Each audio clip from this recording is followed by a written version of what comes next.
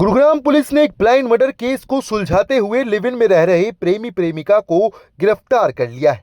आरोपियों ने अपने 40 वर्षीय सीनियर सोनपाल की हत्या सिर्फ इस रंजिश में कर दी कि वह आरोपी युवक को अपनी साथी से दोस्ती कराने के लिए मजबूर करता था। पुलिस ने आरोपियों के कब्जे से हत्या में इस्तेमाल किया गया चाकू, हेलमेट, बाइक, मृतक का आईडी कार्ड और बैग भी बरामद कर लिया है। दरअसल बीती 7 अक्टूबर को मथुरा निवासी सोनपाल की गुमशुदगी की शिकायत उसके साले द्वारा थाने में दर्ज करवाई गई। परिजनों ने बताया कि सोनपाल 4 अक्टूबर को रोजाना की तरह कंपनी गया था और शाम 4:30 बजे घर जाने का संदेश भी भेजा था, लेकिन वह घर नहीं पहुंचा। फोन भी बंद मिला। परिजन गुरुग्राम, दिल्ली व मथुरा में तलाश करते रहे, लेकिन कोई सुराग नहीं मिला। शिकायत पर थाना सेक्टर 7 IMT मानेसर में मामला दर्ज किया गया, जिसके बाद इनपुट्स के आधार पर जांच आगे बढ़ाई। जांच में स्पष्ट हो गया है कि मामला गुमशुदगी का नहीं बल्कि हत्या का है। इसके बाद 13 नवंबर को FIR में हत्या की धाराएं जोड़ी गई। इसी मामले में गुरुग्राम पुलिस ने कार्रवाई करते हुए 2 आरोपियों को गिरफ्तार किया है। एक ब्लाइंड मर्डर की गुत्थी को गुरुग्राम पुलिस ने सुलझाया। सर, क्या मामला है? इस मामले में गुरुग्राम पुलिस को एक शिकायत एक रेजिडेंट के द्वारा दी गई थी और उसने बताया था कि उसका जीजा यहाँ काफ़ी सालों से गुड़गांव में रहता है और नौकरी करता है, तो वो पिछले करीब 2-3 दिन से घर नहीं आया, वो गायब है। इसके ऊपर पुलिस के द्वारा इन्फॉर्मेशन मिलते ही तुरंत ही FIR रजिस्टर की गई थी।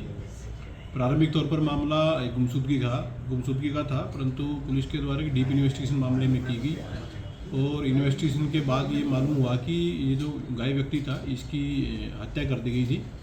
इस मामले में पुलिस के द्वारा इन्वेस्टिगेशन करते हुए 13 नवंबर को एक व्यक्ति को पुलिस के द्वारा अरेस्ट किया गया था, जिसकी पहचान कुशलपाल के रूप में हुई थी।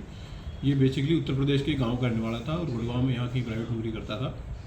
इससे पुलिस के द्वारा पूछताछ की गई तो इसने बताया था कि ये किसी एक अन्य लड़की के साथ, जिसका नाम भावना है, उसके साथ गुड़गांव में लिव इन में रहता था और ये जो मृतक था ये इसका सीनियर था। ये जो लड़का था इसका सीनियर था ये, और अक्सर ये मृतक इस लड़के को कहता था कि आपके साथ जो लिव इन में लड़की रहती है उसके साथ मेरी दोस्ती करा दो।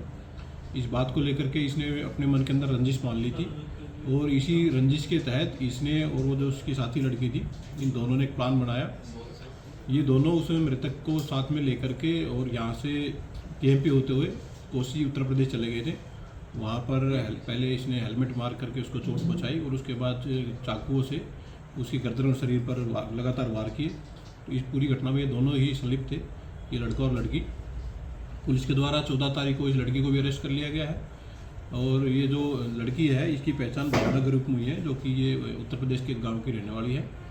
पुलिस के द्वारा इन लोगों की शिनाख्त के ऊपर डेड बॉडी को उत्तर प्रदेश से रिकवर कर लिया गया है और मामले में इनके द्वारा जो चाकू का प्रयोग किया गया था और इसके अलावा एक हेलमेट और एक चोरी की बाइक थी जिसके ऊपर बैठ करके ये लोग वहाँ गए थे, ये पुलिस के द्वारा रिकवर कर ली गई हैं।